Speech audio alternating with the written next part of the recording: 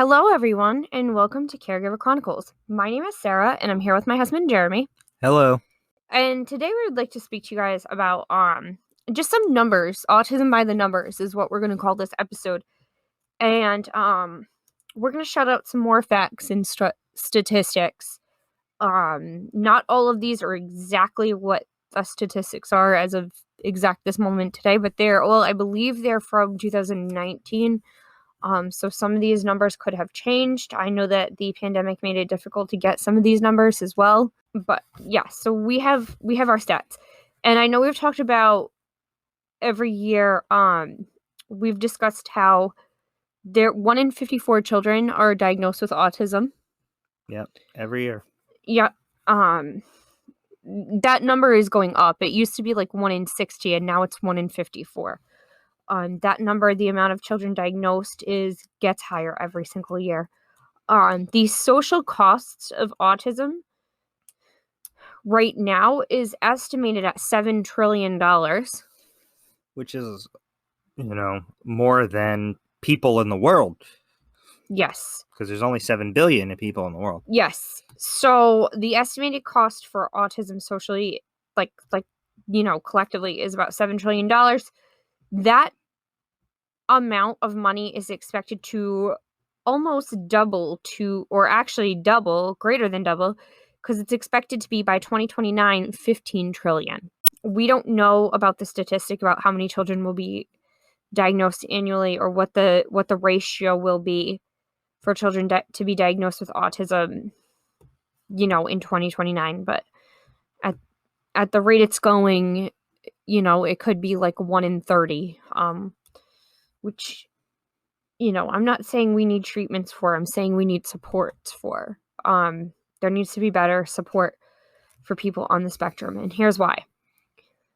As of 2019, about 41% of people on the spectrum are nonverbal. That means 4 out of every 10 are nonverbal. 6 out of every 10 are verbal. Yes. In addition to that, nonverbal people on the spectrum are 40 times more likely to die from preventable injuries. Which makes sense because they're not able to tell you anything. They can't communicate. Also, there's also wandering is an issue. 49% of people on the spectrum who are nonverbal tend to wander, which is scary. That's why we've gotten the angel sense for Joey, in addition to locking our house down like crazy people. Yeah, we've had to add in a lock with the deadbolt lock with the key on both sides because he can turn the actual bolt now. We got the Angel Sense GPS, as we said. So door alarms, yeah. a medical ID bracelet. All these things are things that can help if you do have a nonverbal child who wanders. And my best advice to you would be, if you have a nonverbal child, just get these right away. Especially the ID bracelet, because if you're ever in an accident or something like that, hopefully the medic will check that and realize that this child is nonverbal, and they'll understand that the child cannot communicate, may not understand that they're in fear and all these things, or may not even understand that they're in danger. The life expectancy for nonverbal people with autism is 36 years old. People without autism, the average life expectancy is 72. That's double. 36. I'm going to be 36 this year.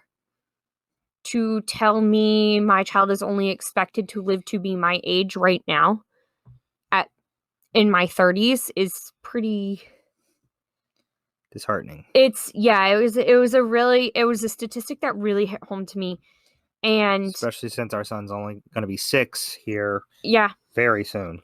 And again, that's a life expectancy. That doesn't mean he will or will not.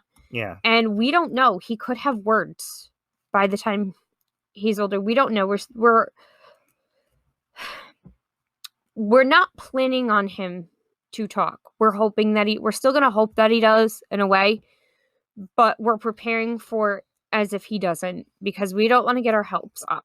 One thing I hate, and this bothers me so much, is, and I know people mean well when they do this, but when they say, oh, so-and-so was nonverbal till they were this age, and now they do speeches all over the world, and that is great, and I'm so proud of that child, and I'm so proud of that family, but there's a better chance right now that my child probably won't be one of those people to grow up and do speeches, and I recognize that. That doesn't mean I'm writing him off. We're still going to speech. We still have speech at school. We're still working on using communication devices. We still have the AAC for him. We still use the PACs. We still work on signs. Everything and anything we can do, we're doing. We have him in multiple therapies. But don't give families who have kids on the spectrum false hope. Don't say, oh, this will be the year he starts talking because my cousin's neighbor's nephew's grandson did. Don't do that, please. No. It's really hard. It's really, really hard for parents to... We don't have the luxury of when. We live in the reality of if. Yeah, exactly. And we can't worry about when. We have to worry about if, and we have to prepare either way. And right now we're preparing because he's nonverbal at this moment. We're preparing for him to be nonverbal of his life. I am preparing to have him in speech till he's 100 if I have to.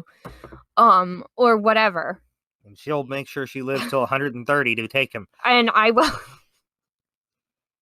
I will too. My husband knows me a little too well. But yeah.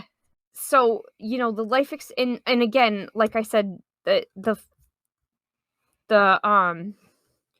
40 times more likely to die from preventable injuries with a life expectancy of 36. So it makes sense. Drowning, I know, is a big one. I know wandering is another one, which is really bad. That's why I say to parents, to definitely get these mechanisms to keep your child safe. I would love to have a pool, but we will not get one because of Joey. I am afraid to get a pool because of him. There's a lot of things in my life that I will never have because my son, it's not safe. It would be an extra thing for us to worry about. So it's just, I would love to live on the beach or near the beach. And I'm afraid to do that because I'm afraid if he would wander right into the water. So it's not worth that risk. So we're not going to live near the beach. I'll never have that opportunity.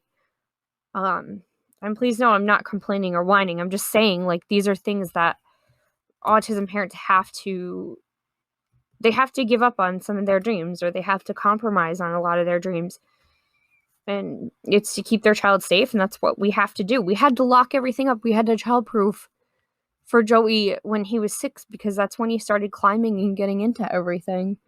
And it's kind of crazy because most families are out of childproofing at 6. Yeah. And then there's us, childproofing with a 6-year-old. And childproofing cabinets that shouldn't have to be childproofed. Yeah. Yep. 14% of adults on the spectrum have paid jobs. 14% of adults on the spectrum have paid jobs. 14%. That's an incredibly low number. I'm not sure what percentage of people on the spectrum go to college, but to only have 14% working, and I'm certain that would be higher, but to only have 14% working a paid job is just kind of a terrible stat. I think we're not there yet. Society just is not there yet. We need to become inclusive, and we're not there. If only 14% of people on the spectrum are working, that's not good. That's terrible. That's a terrible stat. Housing. 49% of people on the spectrum, this is adults now, not children. 49% of people on the spectrum, adults specifically, live with a relative or a parent. So that's just under half. 27% are in a group home. Only 10% live independently. 8% are in an institution, and 6% are other or unknown. I'm not sure if the other or unknown would mean homeless or living in a shelter. I'm not really sure what that would mean exactly. What that 6% would fall in. The numbers didn't specify anything else other than just other or unknown. Yeah. But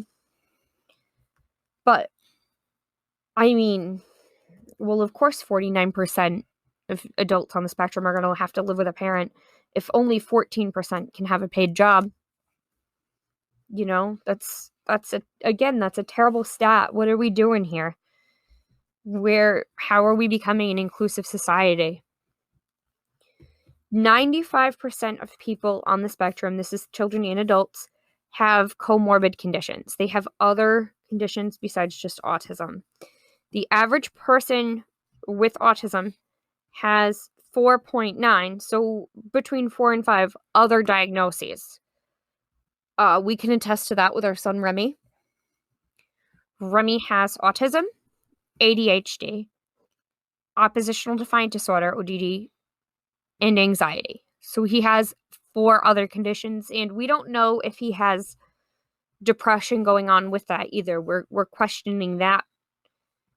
But yeah, we have 4 diagnoses for one kid just in our house, and this is our child who is more high functioning on the spectrum. Yeah, this is our child and who can talk. He does well in school. He has the potential to be one of the 51% that is not living at home. He has the potential to be one of the 14% that has a paid job. Says more. He probably will fall under both of those numbers, but he's still got plenty of other problems to work through that are just part of his life. Another thing is people on the spectrum, they're 4 times higher of having unmet healthcare needs. There's a higher chance that they have unmet healthcare needs as far as having some kind of GI trouble that's not being treated properly, or again, anxiety masking as autism, or obsessive compulsive disorder masking as autism, or whatever it is. That's another thing that we really need to look at. The next number I'm going to shout out, I've seen 2 different stats on, and I think one might be from 2019. I think the other one might be from this year, from 2020 or 2021, sorry. One is 53% have sleep issues. The most recent one I saw said 59% of people on the spectrum have sleep issues. In our house, 100% of the people who have autism have sleep issues. Yeah. In this house. Joey wakes up at least once a week still in the middle of the night. Thankfully, most of them have been on weekends where I can get up and help since I work overnights. We've also had Joey tested for sleep apnea. Well, we tried. Yeah, we'll talk about that more in another episode. We'll get more into that in that process, but there is a concern that he may have sleep apnea. Our oldest son Remy does not sleep very well. His anxiety and he other still, things. Yeah. If it's too dark, he can't sleep. If it's too bright, he can't sleep. He has to have certain things just right. If it's too quiet, he can't sleep. If it's too loud, he can't sleep. He struggles with falling asleep. He struggles with staying asleep. He has nightmares. So, both of my children have sleep issues. And it's hard for me as a mom. Another stat, 40% of people on the spectrum have anxiety. Again, are we shocked by this? Is anybody surprised by the stat? I am not. See it every day. Yeah, it's Remy is definitely a child with anxiety. We're going through some things right now that we're going to talk about in a later episode too. I think that we're having to do some more things to address his anxiety because it's gotten more severe, especially due to the pandemic and everything. But yeah, 40% of people on the spectrum have anxiety. That's a very high number. 38% of people on the spectrum have seizures, which is another statistic that I think is important to throw out there because it's just another concern and it's just another issue. And that in itself can make having a job, driving a car, living independently difficult if you have a seizure disorder. That's something that a lot of times you need somebody else around just in case. You do need medical help. But yeah, these are just some really interesting stats that I've come across with autism. And I guess the question is this: how do we change it? How do we fix these numbers? How do we make it better?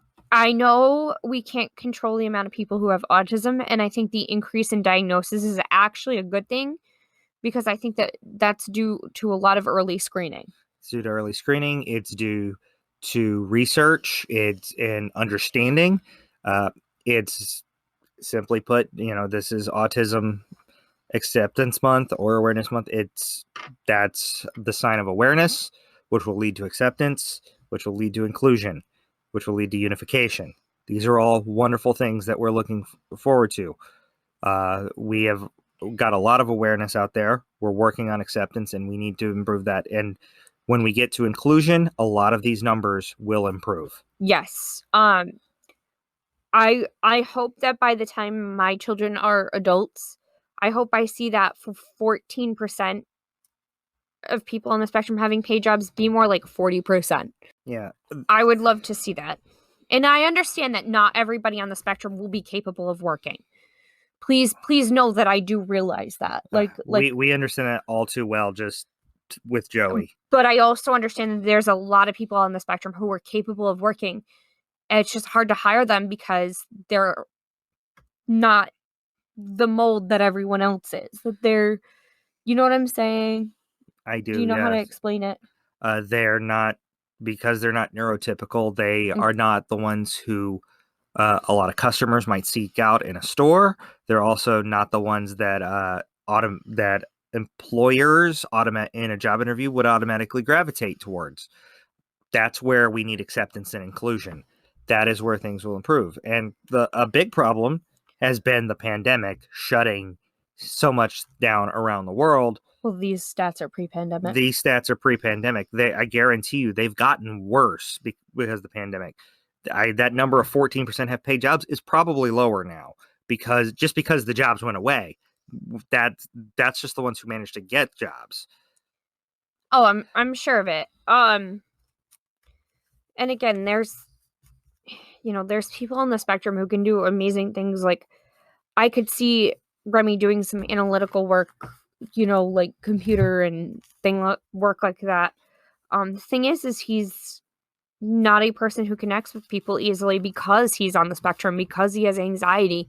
And that's what my fear is as a parent that's going to hinder him. So we're going to do everything we can to change these numbers and to make these numbers better. And again, the life expectancy, 36 years old, that hit hard. I think that stat hit us pretty hard as parents, to think that there's a good chance that we may outlive one of our children because of something preventable. Yeah, and I mean, as we're recording this, this hits your podcatchers on Sunday, April 18th. Joey will be 6 3 days later. He'll be 6 on Wednesday the 21st. We'll both be 36 later this year. Our birthdays are over the summer, so we're talking if he hits that exactly, we only have 30 more years. That's great. And now that's not exact something. Yeah, it's an estimate. It's an estimate because some are younger and some are older. But 36 is way too young to lose any group of people. Exactly. And it makes you wonder, what are we doing? Are the parents just that exhausted? Is there just not enough resources? Is there just not enough safety mechanisms? But I'm also hopeful that number will change because we have better stuff out there for people who wander and things like that. And we have GPS trackers with water detection now, and other things. So there is all kinds of mechanisms to help with this. And I want to come back and I want to revisit these statistics, or in a couple years, hopefully maybe 2 years is my goal, is to come back and revisit these statistics and have better numbers. I want to have better numbers. I want to have lower numbers for the bad things and higher numbers for the good things. That is my goal as a podcaster here, that, to raise awareness, to raise advocacy, to help the caregivers and to help the people who are struggling. And I mean, it's 1 in 54 have a diagnosis of some kind. They're part of our lives. They're part of your lives. Let's make it better for them. Well, that's just autism. Nah, that's just, again, that's just autism. Yeah. That doesn't include, and that number is expected to grow. Yeah, and that doesn't include any other neurological disorders. Yeah, and there's a lot of them, and I don't know. We know people who are struggling with all kinds of things, and we just want to make the world a better, more inclusive place. But definitely for autism, again, this is Autism Awareness and Acceptance Month. And we definitely need more acceptance. We definitely need more advocacy. We need inclusion. We need it all. We're almost there, guys. We're almost there. We've got to keep going, though, right? Yeah, even when we, if we get fully to acceptance, we need to keep pushing for inclusion. And if we get full inclusion, we need to keep pushing for unification. Just, the goalposts will keep moving, but that's just because we want something better for all of us. Exactly. And with that, we're going to wrap up this week's episode. I want to thank you all for listening so much. I know some of these stats seem pretty grim. I know they do to us as parents. However, I believe that things can get better. I believe that we are moving towards a better world. And I do just want to thank you all for listening. Jeremy, tell them where to find us. If you reach out on the social media platforms, we are on Facebook at Caregiver Chronicles, Twitter at CaregiverChron1, and Instagram, Caregiver Chronicles 2. You can find us on the website withmywifepod.com, or you can reach us by email at caregiverchroniclespod@gmail.com. You can leave a message for us on Anchor at anchor.fm, where we record our podcasts. And you can hear our podcasts on many different podcatchers, from Anchor and Spotify and Apple and Google to some of the lesser known ones as well. We're out there. We're on Pandora. We're on Amazon Music's podcast now. We are out there. Please, if you think we can help somebody, share this with them. We are just looking to help as many people as possible. Yes, and if we're not on a platform that they use, and you think they need to hear us, and we're not on a platform they use, reach out to us, and we will do what we can to get on that platform. We'll share other platforms too. Also, we're on YouTube now. Yes, our last episode, an interview with Joanne Quinn, the executive director of the Autism Project based in Rhode Island. We got that put up on YouTube as well. So yeah, there are ways you'll still be able to hear us even if you don't typically listen to podcasts. But even if you just turn on your computer to YouTube and you search With My Wife Pod, is where that is going to be located, and it's under the Caregiver Chronicles playlist. Yes, thank you so much for listening. You can also find our YouTube page on our website as well, I believe. If not, we'll have a link to it. And also through our website With My Wife Pod, you can find our merch store where you can check out Caregiver Chronicles merchandise, which is a great way to help support this podcast. And that's it. Thank you so much for listening, and we'll see you next week. Bye.